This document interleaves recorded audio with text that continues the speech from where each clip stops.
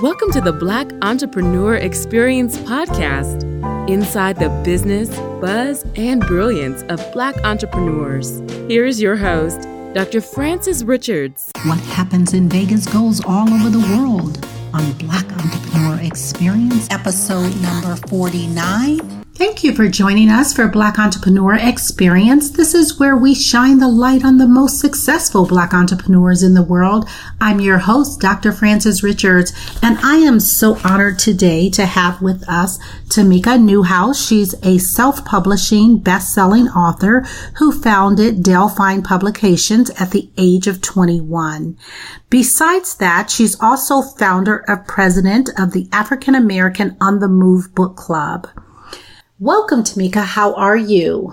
I am beautiful, Dr. Frances. How are you? I am perfect. I am so honored to have you on Black Entrepreneur Experience. I have given our audience a very brief snippet of your bio. So why don't you fill in the gaps and tell us what you'd like us to know about your company and yourself? Well, everything that I place my hands or my passion on is literary based. So along with being an author of 15 books, I'm also a publisher. I own Delphine Publications. Also, I am the founder of a book club, which produces an award show. This award show honors African American writers, editors, and things of that nature. And we produce that award weekend in Atlanta every June. And along with that, I just do a lot of brand management for a lot of Black writers. So everything I really do is always centered around writers and books. So tell us, how did you get your start? How did you know at 21 that this is what you wanted to do? What was that aha moment for you that you knew, Tamika, that you were going to be successful? I wouldn't say at 21 I knew. Ironically, I was 12 years old when I saw how Stella got her groove back. And my mother had let me know that it was a book that was adapted into a film, and it was a Black woman that wrote the book. That's when I said, wow, wait a minute.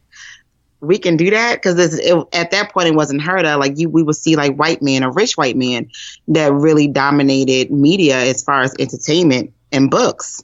And for a Black woman to have her book adapted into a film, that was like unheard of for me in that age. And so I told my mother, I'm going to do the same thing.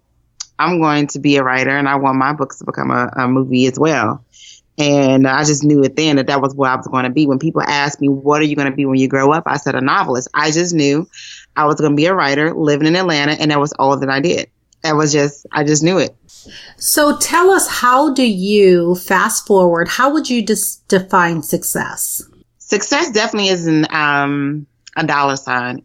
I feel like when you genuinely live out your passion and you're able to stay consistent in that, and not only are you enjoying what you're doing, but it's affecting other people in a positive light, I feel like that's really pretty darn successful.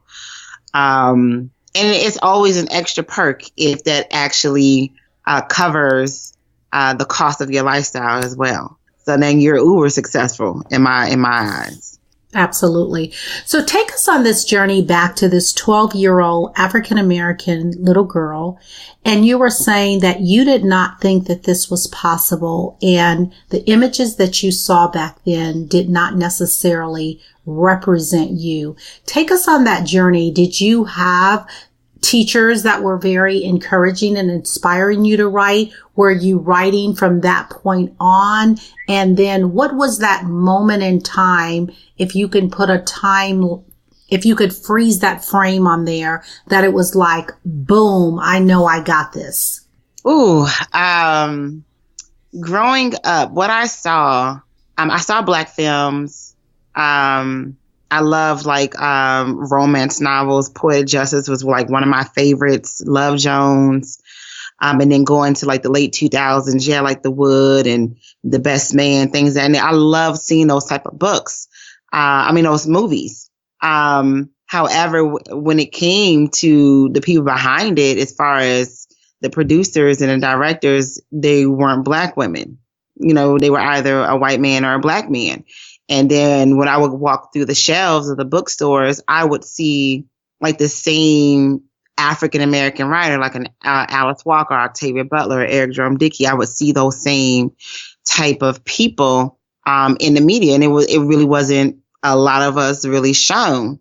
And so that for me kind of, I guess, let me believe that it would be almost hard or impossible for a little Black girl to not only get her book on the shelves, but to have one of my stories become a film, because nobody really looks like me. Or in the Black writers who have made it, it's only a couple of them. So my chances of making is kind of slim to none. But when I got to that point, I got older and I just really loved writing. There was nothing else I identified myself with. When I saw myself being older and being an adult, I didn't really see myself doing anything else but writing. So I just knew, well, that must be what I'm going to do. I don't really see anything else. When I visualized myself in a work field, I saw myself writing in a cafe. I was on a computer and I would be drinking coffee and things of that nature. And I didn't even like coffee back then. But when I just thought about my life older, I just knew that was what it was going to be. I didn't really see anything else. And that may seem kind of odd or different, but I've always been the one to kind of speak things that I want and pursue it. And I'm really spiritually strengthened and strong. And I kind of really feed off of that. And that's just how it really just worked for me in my life. My life was designed where I saw it. I didn't see anything else. I sucked as an employee. I got fired from everything. I used to cuss my bosses out. I used to cheat the time clock. Like, I was horrible. Like, I can't, I don't see myself working for anybody else. I can't. I get fired. So I must gonna be this writer. So it's like I just knew. For me, it was automatic. When you want something, you claim it and you work towards it. There's no other way. And so being in Atlanta, you're surrounded around so many African Americans, successful African Americans. Launching in Atlanta or doing what you're doing in Atlanta, is that the best city for you? And if you had to do it all over again, would you still say Atlanta is the place you should be? Two good questions. You're asking questions I haven't been asked before. This is pretty dope. Okay, the first question, would I still do? I kind of regret this. What was the first question? Well, so I was talking about being in Atlanta and you're surrounded around. Yeah. Right. Absolutely. And the reason why this is the best market for me, because I'm not just a writer, I'm on the opposite end of where I create platforms for writers. Like, I visualize us, and here I go with my visions, visualize us on TV, in commercials, being on the radio stations, being on the covers of magazines. I visualize us being praised and acknowledged like movie stars and singers are. Like, without a writer, nothing would ever really exist. Not our songs, not the films that we love to go and watch. It has to start with a writer. So why aren't we in mainstream media? So that type of thought process that I have allows me to create these platforms like events and panels and mixers, and being able to bring in filmmakers and producers onto what we are doing. This makes Atlanta perfect for me, because I'm all about bridging gaps for writers. I don't just write. I also advocate for us.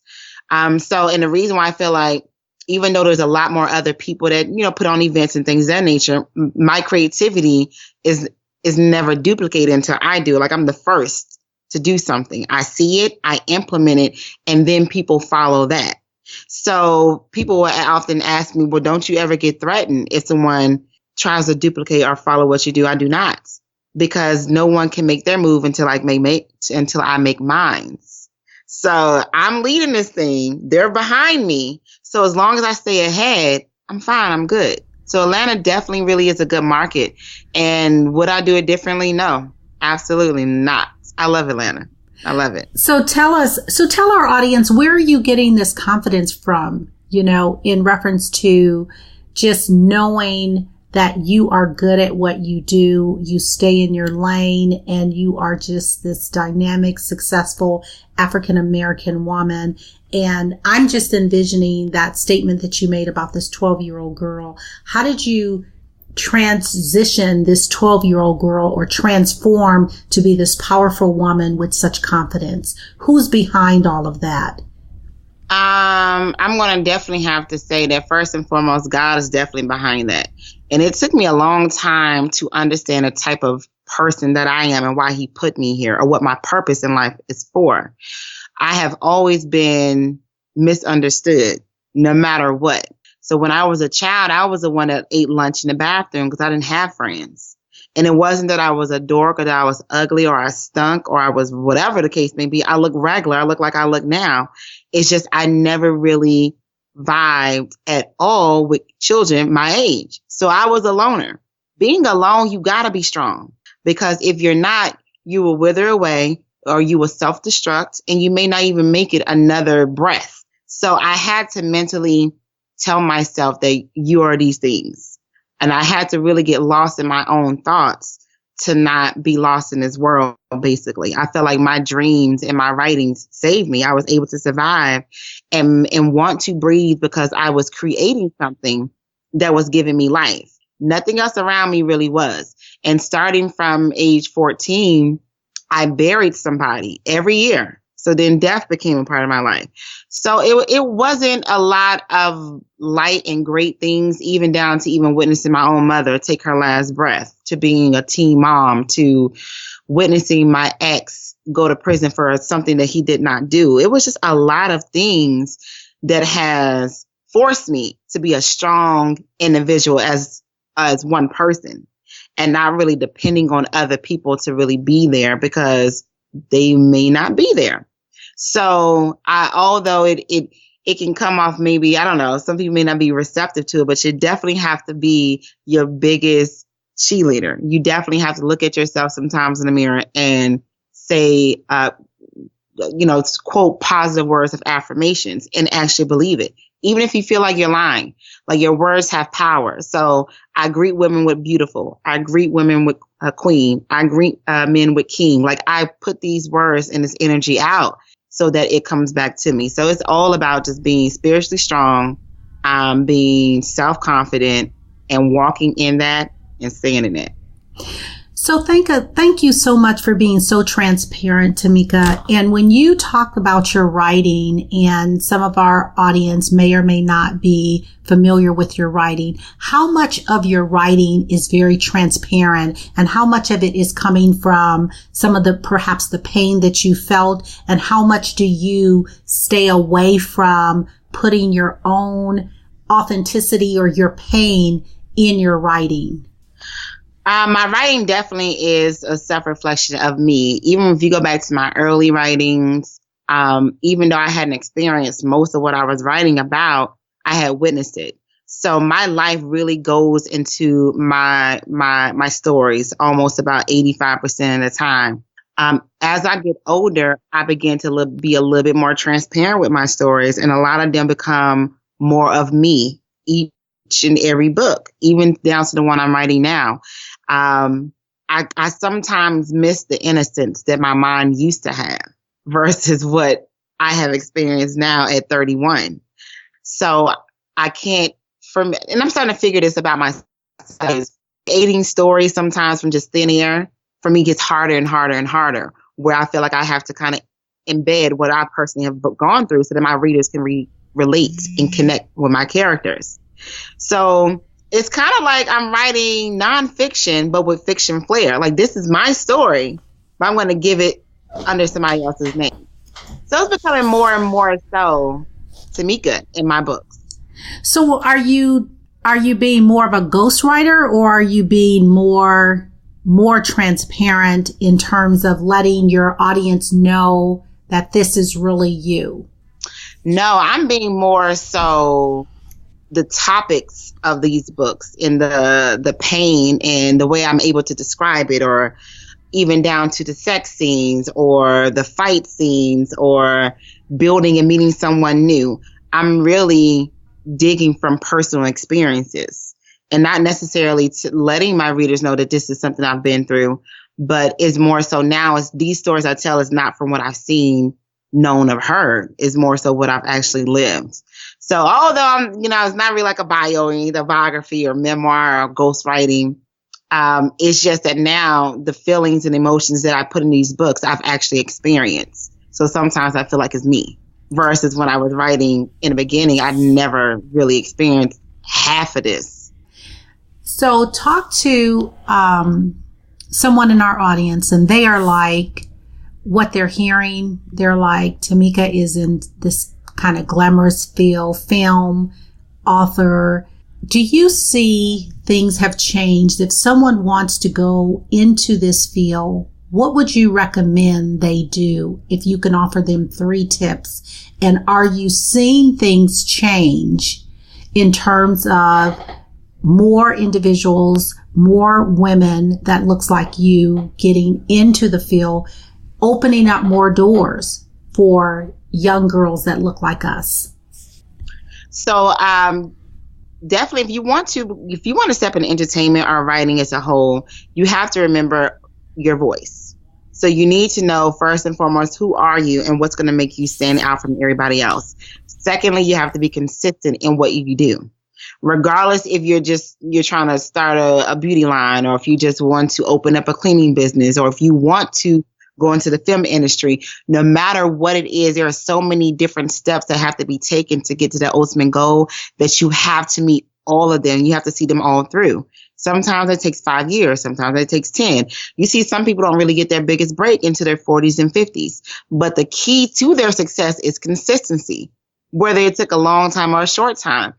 And the other thing is always research. Always be looking into your industry or your field and ensuring that you're seeing ahead, or that you're evolving as the industry is evolving as well. That's very, very 3 important elements. Now, as I look at the industry now, it's entirely different. One person 2 ladies that I followed, one longer than the other, Issa Rae, who is popular now for her show Insecure.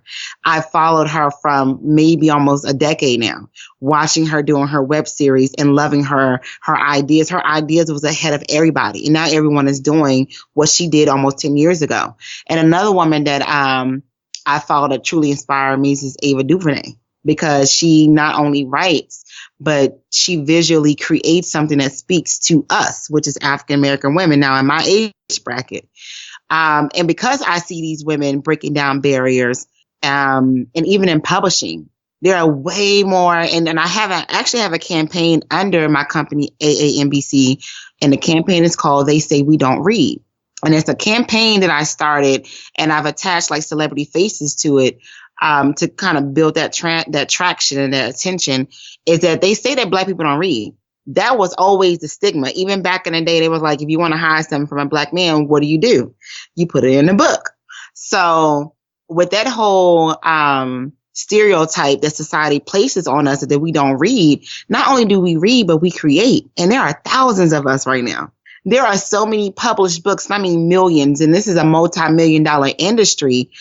And a lot of it has to do with urban novels. We now have urban novels being adapted into films. Take, for instance, Terry Wood's movie that's coming out next month, True to the Game, which that book birthed a whole genre, which was street fiction, which was stories about the hood, like Boys in the Hood on paper. It's just being so many barriers and things that are being broken down and doors are being opened, that I know that not only am I proud of my sisters, but I know that whatever it is that I want to do is definitely capable. I knew it. They're doing it. There's nothing that differentiates me from them. We are one and the same. She had a vision. I have a vision. She's a Black girl. I'm a Black girl. Like she pursuing it. I'm pursuing it. So it's all about timing. And I'm really excited about where this industry is headed, and the fact that we are all able to be creative, independent. And I think one other question you asked about is, as far as getting your projects and things out there, is way more easier. It's just like music. So people don't really go and aspire to get record deals anymore. You see a lot of artists putting out solo music on like iTunes, or they're coming out what is called like a mixtape. So they are bypassing record companies, and they're going straight to the consumer, straight to the public. And they're doing their projects and publishing their projects themselves. And that's the same with books. So this is why you have thousands upon thousands of writers, because now we don't have to wait for a publishing house to say your work is good enough. We can actually publish it and do it ourselves. So like our destiny is in our own hands.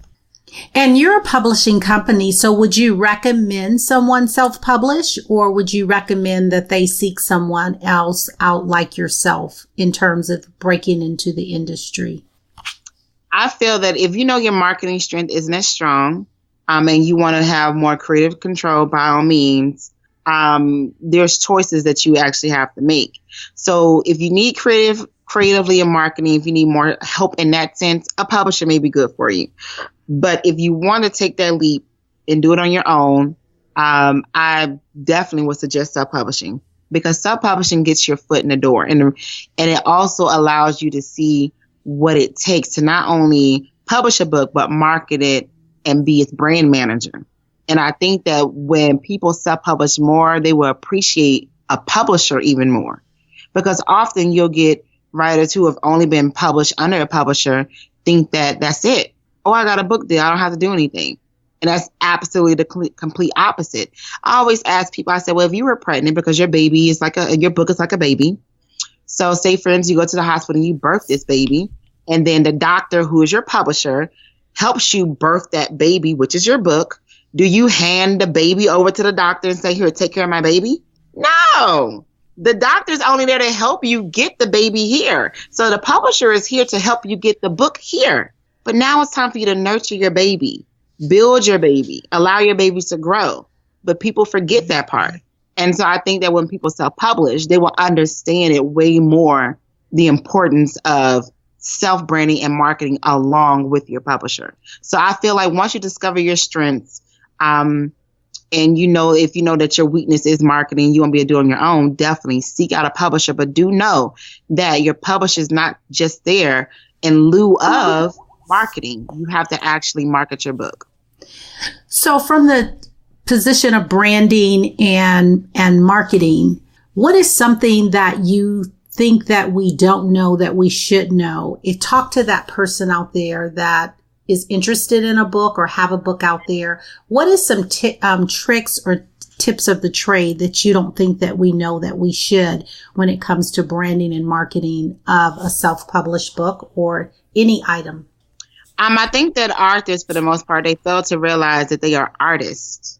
And I always call authors artists. So you even see it in my tagline for my award show. It's called the largest gathering for Black literary artists. The reason why I stretch that word, because it will resonate an actor or a dancer or a singer. And when they begin to think of it on that realm, well, what do actors do when their projects come out? They actually go on these press tours. They actually do interviews. They actually promote the projects they're in.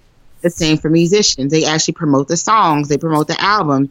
And then what else do? They go on tours and perform to promote the projects. So once they understand that they are an artist, but you're just an artist of literature, they should grasp the fact that, wait, I have to promote, I have to market, I have to tour. So who am I when I go and do these things? How should I look? How should I dress? All of these things is about building a look and a brand, something that people can relate to. That's all that an artist is. And once they get that meaning behind a literary artist, I feel like they will understand that, you have to do these book tours. You have to do these interviews. You have to go to some networking events and do some book signings and shake hands and take pictures. Like, you have to really kind of brand yourself and get yourself out there like an actual artist of film, television, and music. So, Tamika, talk to a younger you. What would you say to a younger you? What I would say to myself when I was younger, don't like that boy. Go out a little bit more, loosen up. Definitely don't like that boy. It started with liking that boy. He did it. But I would tell myself that it is okay that you're a little bit different. And it's okay that people don't really get you. And I would tell myself that this is really easy compared to what's about to come. So I want you to relax a little bit. Enjoy the moments. Don't take everything so serious. And say no to that boy. That's what I would tell myself. Most definitely. So what keeps you going every day? People ask me this often. I fear being normal. Wow. I don't want to be normal. I don't want to do a 9 to 5. I feel like I would wither away and I would die.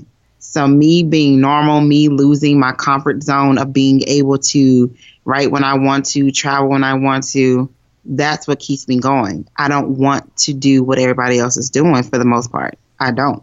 So that's what keeps me going. I love that. So talk to that person in the audience. They don't want to be normal either.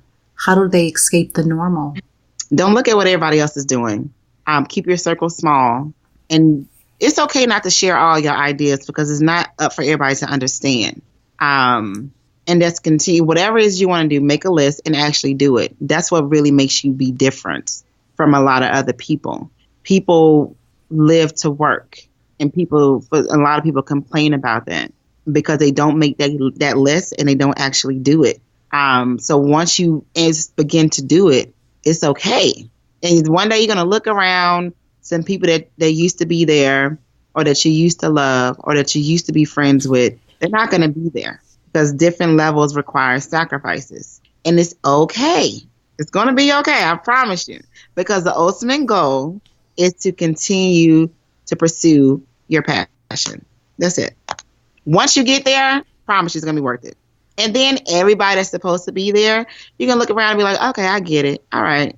I was doing right. So you talked about the list, and I don't know if you'll use this as the same answer, but what is one thing that you do? What's a habit that you do daily or weekly that has given you, and you do this consistently, that has given you the greatest success? One thing that I've done consistently is give me the greatest is publishing. No. Is it publishing? No. I'm going to go with AAMBC.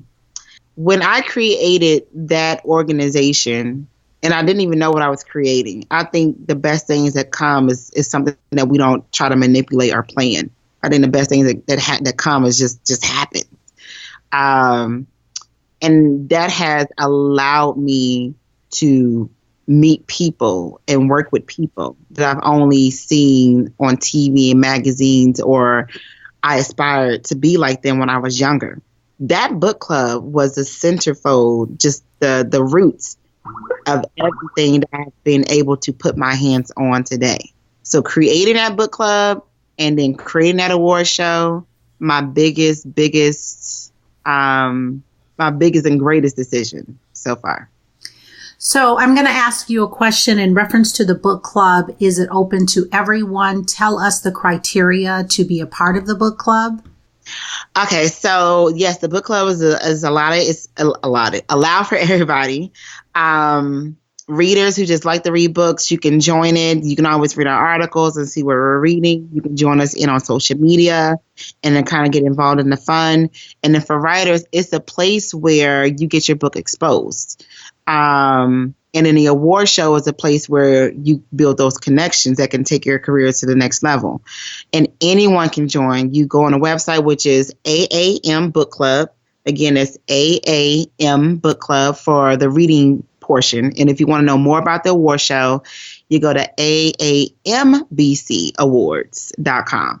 And it's AAMBC Awards on Twitter, Instagram, even on Facebook.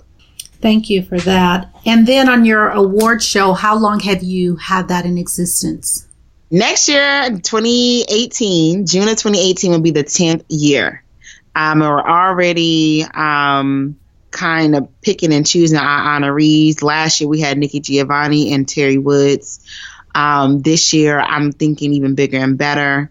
And it's all weekend. So we call it a Black Writers Weekend now because we do like book bashes and parties and socials and book signings, and just to create some fun for readers and authors. So next year, year 10, a lot more authors. And then we're going to be incorporating a lot more film and TV industry too. So Tamika, tell us, who are your top 2 influencers in life and what lessons do they teach you? Tressa Smallwood is definitely one of my influences. She's taught me to make sure that you have a really, really good, strong team, because you're only as strong as your team is, and consistent work ethic. I've never seen Tressa Smallwood slow down in anything. She tackles and dominates every industry that she steps into. So I definitely follow and admire her. And in the beginnings, it was Terry McMillan, because she she did something in my eyes that nobody else was doing. And I wanted to set those type of trends. And I actually started kind of doing it. So thank you, Terry. Absolutely. So where do you see the direction of your business within the next 2 years? The next 2 years, I definitely see the award show being way more busier. I see us partnering with mainstream brands and networks so that it reaches the masses. And my goal is at that point, we have at least 1 million people that's aware of what AAMC is doing. With my books, I see myself writing more. I see myself finishing my first script and putting that into the early productions of film adaptation, and then publishing some more here and there. So in 2 years, I see my businesses going that way. So is there a technology tool or a technology platform that is a must-have for you in managing your business day to day? My Google, anything with Google Drive, Google Docs, Google Calendar, my Google Photos, Google Plus, I stay up on my news. Everything with Google works for me because I set my schedule on it, and my phone alerts me all day long about interviews such as this one, such as my writing sessions or gym. Like, it organizes my whole entire structure of my life. So anything with Google applications, like, all for it. Thank you, Google, for alerting her for this interview. Thank you. Thank you. So let me ask you a question. What book, you being a writer, would you recommend and why? Just Like Martin by Ossie Davis was one of my early influences. It was about a boy. And I always tell people I was Angela Davis or Asante Shakur in my former life. But I'm all about just Black empowerment, which is kind of why I kind of do what I do for Black writers. I really pursue for us to be better and united. And Just Like Martin was about a young boy who aspires to be like Martin Luther King. And it took place in the 60s, not too long after the Birmingham church bombings. And it's a fictional tale. And he created a fictional boy around these big events. And his story it resonated in me, not only that he did not fear facing what that time period was all about. He didn't fear that. Like, he stood for what he wanted and what he agreed on and what he fought for. Like, he really owned it. And he, as a young kid, he challenged that, and he marched. And I remember reading that at that young age and just wanting to have that same strength and fearlessness. And then, of course, marching for something that was going to better us. So that book was like that for me. Just like, I would recommend that even now for an adult. Like, I would recommend Just Like Martin. Yeah. Absolutely. So if you conducted this interview, Tamika, what is the one question that you wish I would have asked? And I want you to answer that question. I'm often asked, well, what about your love life? Or do you go on vacations? Do you have fun? And so the answer to that is my love life is definitely pretty, private and non-existent. So that's the thing. But yes, I date. I date often. Like, if you ask my friends and family, I'm never not dating. And I'm always dating multiple people. I don't really like dating one person. I feel like that's kind of like, if I don't see, marriage material, there's really no reason for me to just be dating you. But I haven't really at this moment been doing a lot of that, if at all. I've really just been focusing on, now I'm living bi-coastal. So now I live in Atlanta and Texas. And so focusing on that, focusing on motherhood. My daughter's going to high school now.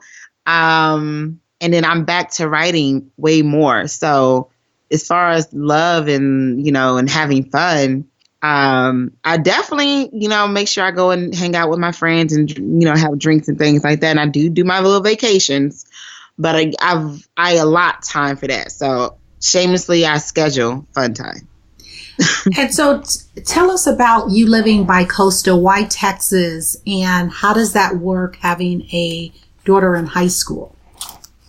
I know, right? Everybody's asking, you sure about that? But my children wanted to be closer to their family. I'm from Fort Worth, Texas, and that's where I was born and raised. And so their father was there as well. So, and all my family, like my sisters, my aunts, uncles, my dad, everybody's back home. I'm that one that likes to be alone. I'm that black sheep. So I got my children, because, parenting is a task. I got my children to a certain age, y'all. I made it. And I was like, okay, I would feel a little bit more comfortable now with not being around as much and where you guys can be living closer to family. So I went back to Texas, got a house, set them up shop. My sister stays with them. Their dad is in their life every day, and it works. So I have more help on that front. And then I'll come back to Atlanta and I'll be here for a couple weeks, and then I'll go back and I'll be there for a couple weeks. And I love it.